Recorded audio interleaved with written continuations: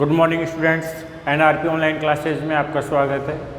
देखिए, हम पिछले जो लेक्चर थे फर्स्ट सेकंड थर्ड, उसके अंदर हम द फन दे हैड के बारे में पढ़ चुके।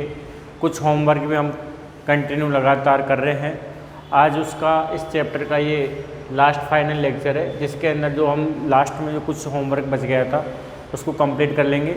उसके बाद हम दूसरी जो बुक्स होगी उसको शुरू कर लेंगे। आप सभी शायद अपनी अपनी कॉपियाँ बना चुके और होमवर्क भी शायद आप लगातार कंटिन्यू जैसे जैसे हम दे रहे हैं वैसे कर रहे होंगे। मैं उम्मीद करता हूं कि आप सभी अपना होमवर्क केयरफुली डेली जैसे हम देते हैं, जितने भी क्वेश्चंस, कभी केवल 2 ही क्वेश्चन दे रहे हैं, कभी 3-4 क्वेश्चन हो जाते हैं, तो आप सभी उस होमवर्क को अच्छी तरह से अपनी कॉपियों में करते रहिए। क्योंकि जैसे ऑफलाइन क्लासेस शुरू होती है, ये सबसे पहले आपका होमवर्क चेक किया जाएगा और इसमें से टेस्ट भी आपका लिया जाएगा। इसलिए आप इस चीज़ को सीरियसली समझ करें, अपना होमवर्क, अपनी लर्निंग शुरू करें, अपनी पढ़ाई शुरू करें। आप जैसे जैसे हम चैप्टर पढ़ा रहे हैं वैसे वैसे आप उस चैप्टर के मीनिंग्स, उस चैप्टर की रीडिंग बार बार कंटिन्यू करते रहिए, ताकि आपको बाद में कोई डिफ़िकल्टी महसूस नहीं हो। तो जो इस थर्ड लेक्चर के अंदर जो द फन दे हैड का जो थर्ड लेक्चर जो मैंने एंड किया था, उसका जो होमवर्क बच गया था उसको मैं आज अभी कंप्लीट करवा रहा हूँ। तो देखिए, जो होमवर्क मैंने दिया था लास्ट में, उसको आप एक बार अपनी कॉपी निकाल कर चेक कर ले। उसके बाद में हम आगे का शुरू करेंगे। पहला क्वेश्चन जो मैंने कल दिया था, first question, where was Margie's school. Margie का स्कूल कहाँ पर हुआ करता था? मैंने बताया नहीं, कंपैरिजन हो रहा है मार्गी और टॉमी के द्वारा कि पहले स्कूल कहाँ पर होते थे, कैसे होते थे, कैसी बिल्डिंग्स होती थी। आज मार्गी का स्कूल कैसा था? Where was Margie's school? Did she have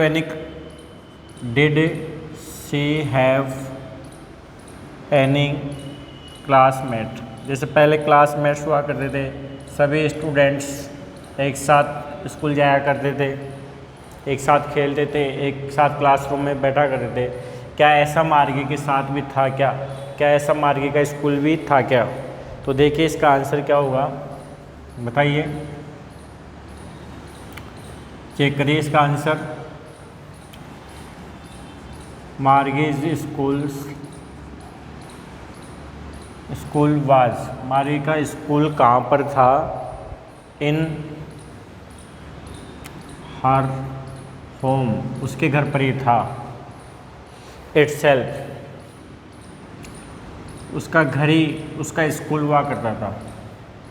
घर का एक रूम था, ठीक है, उस रूम के अंदर वो क्लासरूम था और उसका जो स्कूल था वो घर ही हुआ करता था। Her home itself. Right next to, right पास में, next to, right next to का मतलब होता है पास में ही। हर बेडरूम, उसके बेडरूम के पास वाला रूम ही उसका स्कूल हुआ करता था। इसी के अंदर एक क्वेश्चन है, did she have any classmates? क्या उसका कोई क्लासमेट था क्या? No, she didn't have any classmates. उसका कोई भी सहपाठी नहीं था, क्योंकि घर के अंदर वो खुद अकेली थी। उसका भाई टॉमी वो अपने रूम में पढ़ाई किया करता था, ये अपने रूम में पढ़ाई किया करती थी, इसलिए इसका कोई भी क्लासमेट नहीं था, जैसे कि पास्ट में हुआ करता था। तो शायद ये क्वेश्चन समझ में आ गया होगा। ऐसे ही नेक्स्ट क्वेश्चन आप समझे। व्हाट सब्जेक्ट्स डिड मार्गी? क्वेश्चन समझिए कि कौन कौन से सब्जेक्ट मार्गी एंड टॉमी, जो इस लेसन के करेक्टर हैं, जिन्होंने हमको समझाया है कि फ्यूचर में विद्यालय कैसे होंगे, पास्ट के विद्यालय कैसे थे, तो ये दोनों कौन कौन से सब्जेक्ट्स याद क्या करते थे, कौन कौन से सब्जेक्ट्स पढ़ते थे ये। तो लेसन के अंदर ज्योग्राफी, सेक्टर, हिस्ट्री, अर्थमेटिक, ऐसे कुछ सब्जेक्ट्स के नाम आए थे आपने सभी लेसन पढ़ते हुए सुना होगा। तो इस प्रकार से कौन कौन से वो सब्जेक्ट पढ़ते थे उसका देखिए। मार्गी एंड टॉमी लर्न,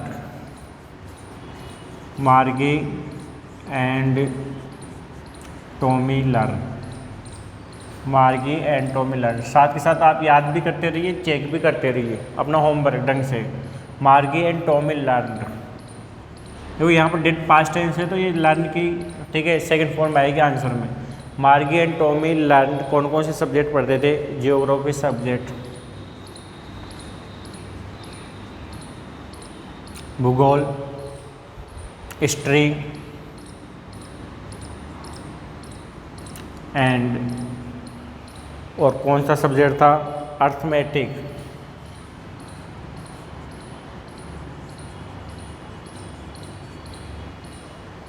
अर्थमेटिक,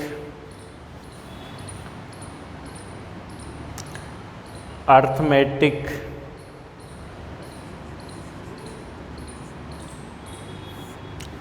ये सब्जेक्ट ठीक है वो पढ़ा करते थे। Margie and Tommy learn geography, history and arithmetic, इन चीज़ों को वो पढ़ा करते थे। ये सब्जेक्ट्स वो याद करते थे। तो यहाँ तक दोनों क्वेश्चन समझ में आ गए होंगे, इनको आप ढंग से चेक कर ले। उसके बाद में नेक्स्ट क्वेश्चन की तरफ देखते हैं। आप ये होमवर्क ढंग से चेक करते रहिए और इनको घर से बिल्कुल अच्छी तरह से बार बार पढ़कर याद करिए, बार बार लिख लिख के याद करिए। लर्निंग कैपेसिटी लिखने से बढ़ती है, इसलिए आप लिख लिख के इन क्वेश्चनों को याद करिए। नेक्स्ट क्वेश्चन दिया था सेकेंड इसका, मैंने आपको कहा था answer the following with the reference to the story, I wouldn't throw it away. ये एक लाइन है सेंटेंस के अंदर, लेसन में आई हुई थी। I wouldn't throw it away, ये एक सेंटेंस था। हु सेज दीज वर्ड्स, ये लाइन किसने कही थी? टॉमी ने कही थी या मार्गी ने कही थी? ये हमारा क्वेश्चन है। हु सेज दीज वर्ड्स, बताइए ये शब्द किसने कहे थे? हु सेज दीज वर्ड्स, तो ये शब्द कहे थे टॉमी ने। आंसर हो जाएगा हु की जगह टॉमी लिख दो। Tommy says these words. इसी में सेकंड क्वेश्चन पूछा है what does it refer to, इसमें इट आया है, इट किसके लिए आया है? तो what does it refer to, it किसके लिए यूज हुआ है यहाँ पर? It refer to the television screen. It किसके लिए आ रहा है? टेलीविजन स्क्रीन के लिए आ रहा है। The word it refers to किसके लिए यूज हुआ है? Television screen.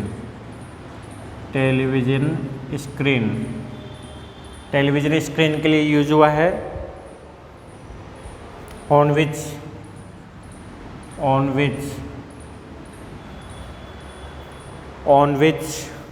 you could read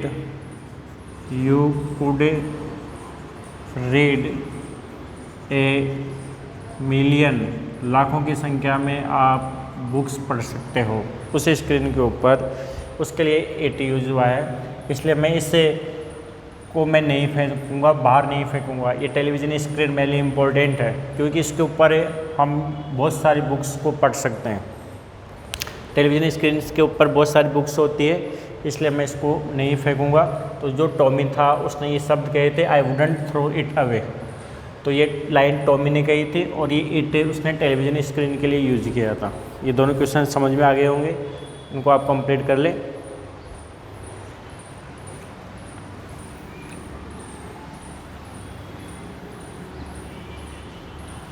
तो आप ये सारे क्वेश्चंस शायद याद कर रहे होंगे। आप ये होमवर्क जो कर रहे हैं उसको साथ के साथ लर्न करते रहेंगे कॉपी के अंदर, ठीक है, रेगुलर होमवर्क करते रहेंगे। Next question, sure they had a teacher, but it wasn't a regular teacher, it was a man. इसका दूसरा part, sure they had a teacher, they had a teacher but it wasn't a regular teacher, a regular teacher, it was a man, it was a man. ये sentence, तो इसमें दे शब्द, sure they had a teacher, तो दे किसके लिए आ रहा है? Who does they refer to, they refer to, ये दे किसके लिए आ रहा है? They refer to the students, उन स्टूडेंट्स के लिए आ रहा है। देखिए the word they refers to कौन से स्टूडेंट्स के लिए आ रहा है? They refers to the students who studied in the old kind of schools.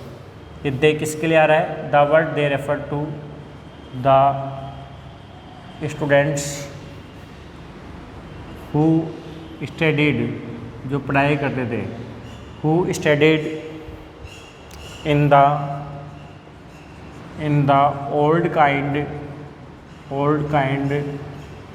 Of schools, old kind of schools centuries before, कई शताब्दियाँ पहले, centuries before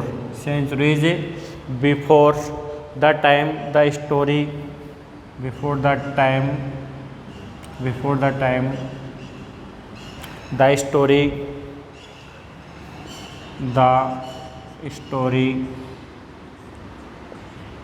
is set in। तो देखिए ये कुछ क्वेश्चंस मैंने आपको सॉल्व करवा दिए। आप इन क्वेश्चंस को होमवर्क की कॉपी में कंप्लीट करें और उनको याद भी करें। उसके बाद में कुछ पैराग्राफ टाइप वाले 30 वर्ड्स वाले क्वेश्चन हैं, इनको आप सेल्फ खुद होमवर्क में करने की कोशिश करेंगे। मैं आपको बाद में जो ऑफलाइन क्लासेज होगी उसके अंदर इनके आंसर्स सॉल्व करवा दूंगा। नेक्स्ट जो कुछ एक्सरसाइज जो मेन ग्रामर की है उसके अंदर मैंने फिल इन द ब्लैंक्स के बारे में बताया था कि कुछ फिल इन द ब्लैंक्स है वो आप कंप्लीट कर सकते हैं। तो देखिए आपने किया होगा काम ये।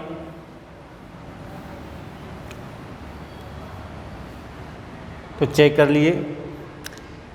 कुछ एक बॉक्स बना हुआ है, उस बॉक्स में कुछ वर्ड्स लिखे हुए हैं एडवर्ब के रूप में, आप उनको कंप्लीट करेंगे। सेकंड जो एक्सरसाइज है, now use these words fill the blanks given below using adverbs.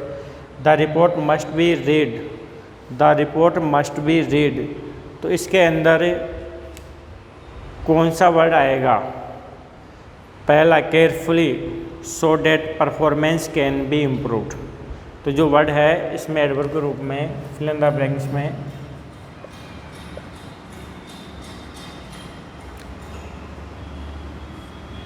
बताइए पहले में क्या जाएगा? केयरफुली, क्योंकि रिपोर्ट को तो सावधानी पूर्वक पढ़ना चाहिए। यदि केयरफुली किसी रिपोर्ट को हम नहीं पढ़ेंगे तो हम काम में नहीं कर सकते। तो देखिए यहाँ पर पहले का आंसर क्या हो जाएगा? केयरफुली। नेक्स्ट दूसरा word, at the interview Sameer answered और questions stringing his shoulders loftily. दूसरे का आंसर। तीसरे का answer, we all have when we are tired और hungry, we all behave differently. तीसरे का आंसर डिफरेंटली हो जाएगा। सभी डिफरेंटली बिहेव करते हैं। जब कोई थकाए हुए रहते हैं, भूखे रहते हैं, तो सब अलग अलग उनका व्यवहार हो जाता है। नेक्स्ट देखिए, the teacher shook her head, उस टीचर ने अपना सिर हिलाया। When Ravi lied to her, जब रवि ने उनके साथ झूठ बोला था, तो इसका आंसर क्या आ जाएगा? सोरोफुली, दुखी पूर्वक होके सिर हिलाया, सोरोफुली। नेक्स्ट में बताइए आप 5th नंबर में कौन सा आएगा इसके अंदर? 5th नंबर में पढ़िए, I forgot about it, I completely forgot about, मैं पूरी तरह से इस चीज़ को भूल गया था। तो कम्प्लीटली एडवर्ब के रूप में कम्प्लीटली, तो वो एडवर्ब में लास्ट में एल वाई आता है, तो आप चेक कर सकते हैं सभी में एल वाई आ रखा है। I completely forgot about it. Next 6 number में बताइए क्या आएगा?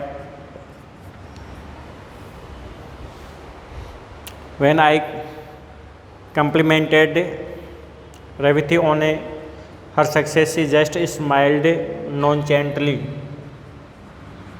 नॉनचेंटली। नेक्स्ट देखिए 7th नंबर में,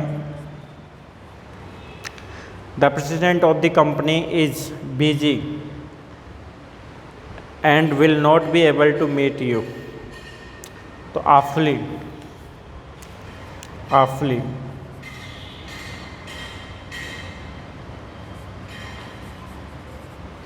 और नेक्स्ट लास्ट 8 नंबर में क्या आ जाएगा?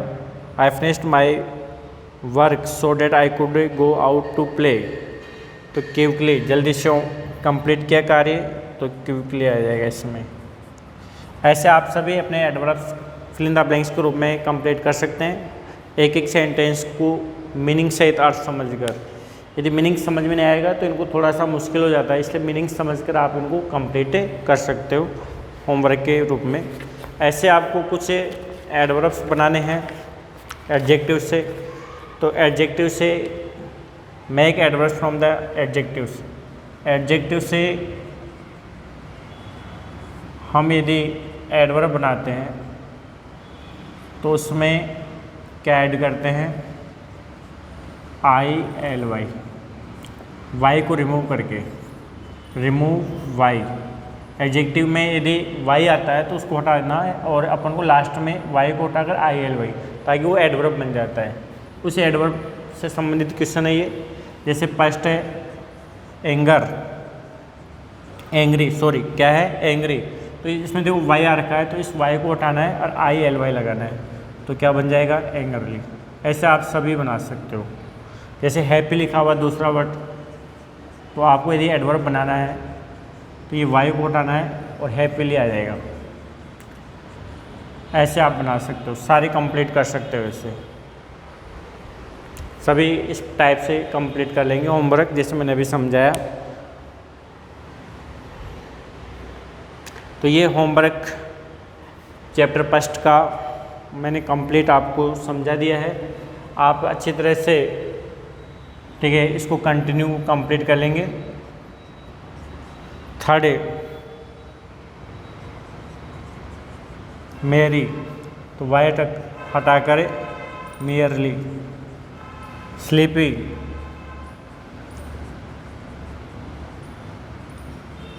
स्लीपली। 5 नंबर ईजी, ऐसे आप बनाते रहेंगे easily. Noisy, noisy, Noisli. Tidy, tidy, tidally. और लास्ट ग्लूमी।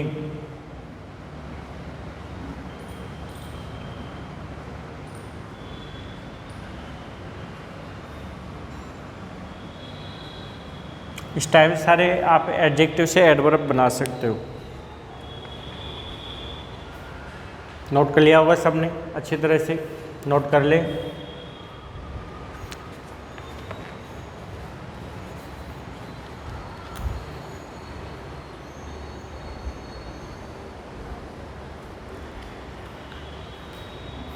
कर लिया होगा सबने नोट।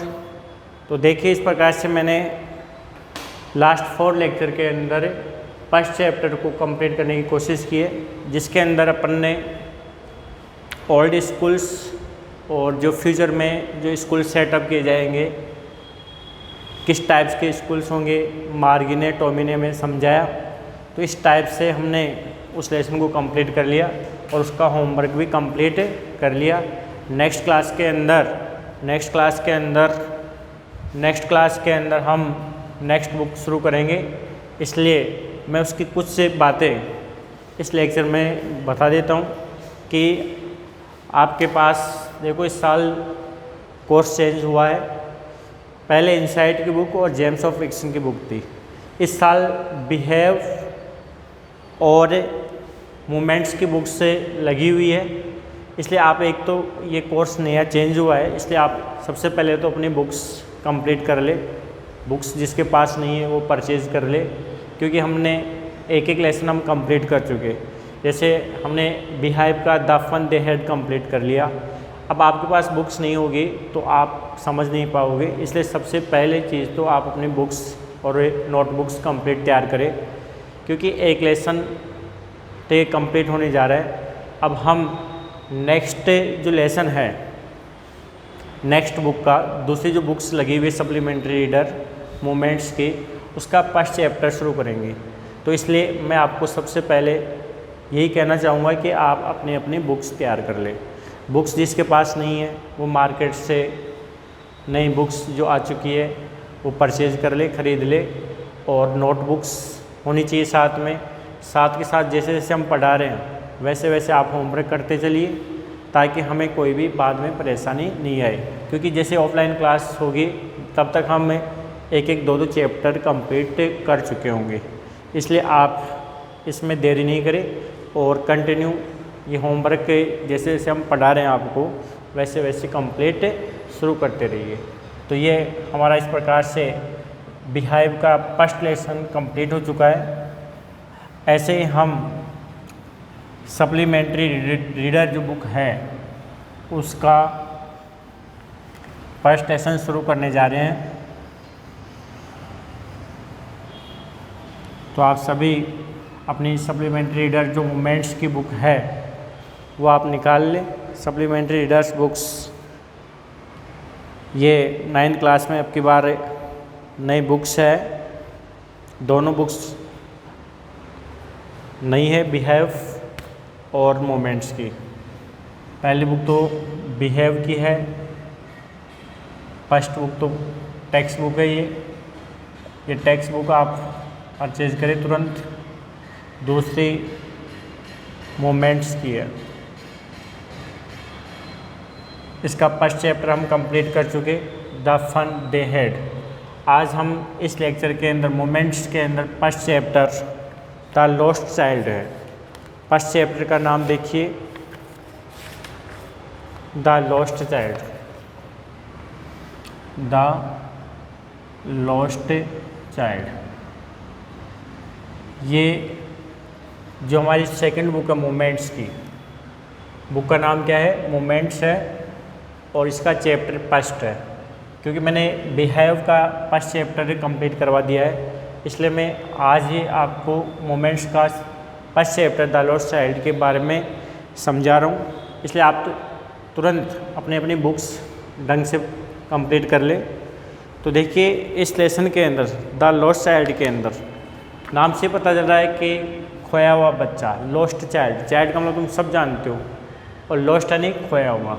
इसका जो राइटर है मुल्क राज आनंद, वो कहते हैं कि a child goes to a fair with his parents, कि एक बच्चा अपने माता पिता के साथ मेले में जाता है।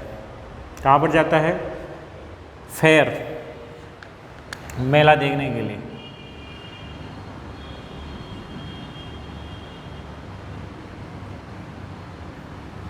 अपने पेरेंट्स के साथ में जाता है। He is happy and excited and wants the sweet and toys displayed there. जब कोई भी बच्चा मेले में अपने पेरेंट्स के साथ जाता है तो स्वाभाविक रूप से हम जानते हैं कि एक छोटे से बच्चे की इच्छा होती है कि मैं खिलौने लूँ, स्वीट्स लूँ, कोई अन्य चीज़ें वहाँ पर दिखाई देती है तो वो प्राप्त करने की कोशिश करती है। उसकी डिज़ायर होती है, इच्छा होती है कि ये सारी चीज़ें मैं प्राप्त कर लूँ। चाहे उसके लिए वो यूज़ की हो या नहीं हो, लेकिन फिर भी उसका माइंड ये कहता है कि मैं ये सारी चीज़ें मेरे पास होती, इस संसार की सारी वस्तुएं मेरे पास होती, इसलिए वो अपने पेरेंट्स से उम्मीद रखता है कि शायद मेरे पेरेंट्स में ये सब चीज़ें मुझे दिलाएंगे। Sweets toys but his parents don't buy them for him. लेकिन क्या होता है कि जो लड़का सोचता है कि मेले में मुझे मेरे पेरेंट्स बहुत सारी चीज़ें दिलाएंगे, स्वीट्स दिलाएंगे, मिठाइयाँ दिलाएंगे, टॉयज़ दिलाएंगे, लेकिन उसके पेरेंट्स उसे कुछ भी नहीं दिलाते हैं। उसको उसके पेरेंट्स से ठीक कुछ भी नहीं दिलाते हैं। Why then does he refuse, तो वो क्यों रिफ्यूज़ कर देता है। When someone else offer them to him, last में उसे कोई दूसरा व्यक्ति कुछ चीज़ें ऑफ़र करता है जो पहले वो डिज़ायर करता है, लेकिन वो लास्ट में हर चीज़ को रिफ्यूज़ कर देता है, क्योंकि लास्ट में उसके पेरेंट्स से खो जाते हैं, वो अपने पेरेंट्स से बिछुड़ जाता है, वो मेले में खो जाता है। तो उस लड़के की कोई भी इच्छा नहीं होती है, क्योंकि उसके माता पिता ही उसके सब कुछ है। माता पिता के पास वो कुछ भी मांग सकता है, डिमांड कर सकता है, लेकिन जब उसके माता पिता खो जाते हैं लास्ट में, या वो खुद अलग हो जाता है मेले में अपने माता पिता से, तो दूसरा कोई व्यक्ति उसे दिलाने की कोशिश करता है, लेकिन वो उनको रिफ्यूज़ कर देता है। तो वो देखते हैं कि क्यों करता है रिफ्यूज़, क्यों करता है, क्योंकि उसके पेरेंट्स ही उसके लिए सब कुछ है।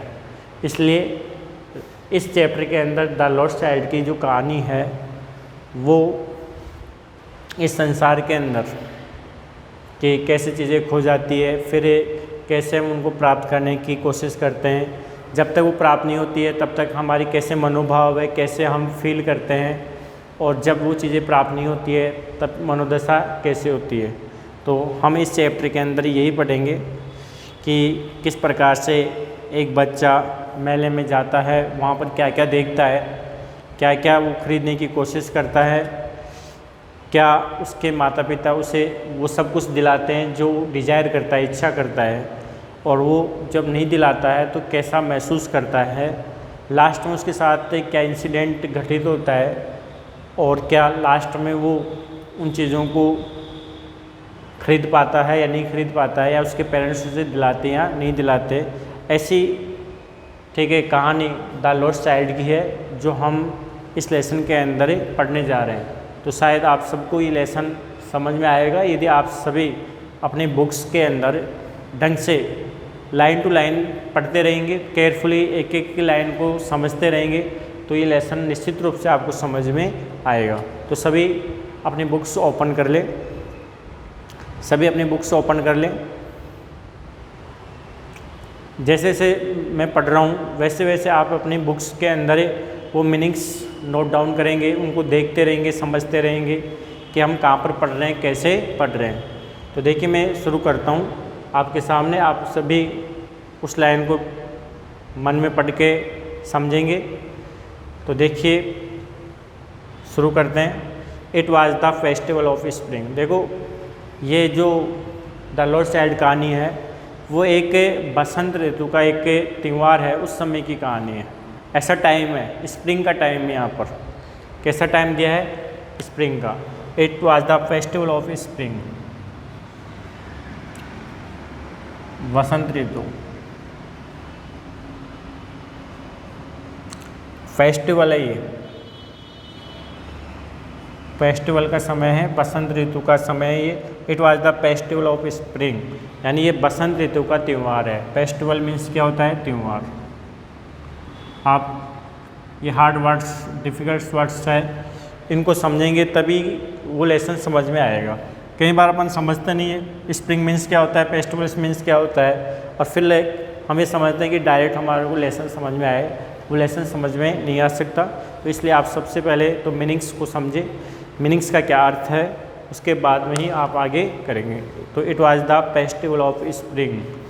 तो इस प्रकार से आप, मैंने जो ये लेसन शुरू किया उसके आज आप होमवर्क में ज़्यादा कुछ नहीं है, आप एक तो इस लेसन के हार्ड वर्ड्स लर्न करें, learn difficult words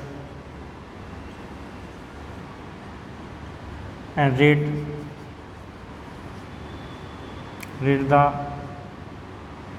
the lesson. ये कुछ काम आप करें ताकि इसको हम कल कंप्लीट ठीक है, ढंग से वापस शुरू करेंगे। Thank you.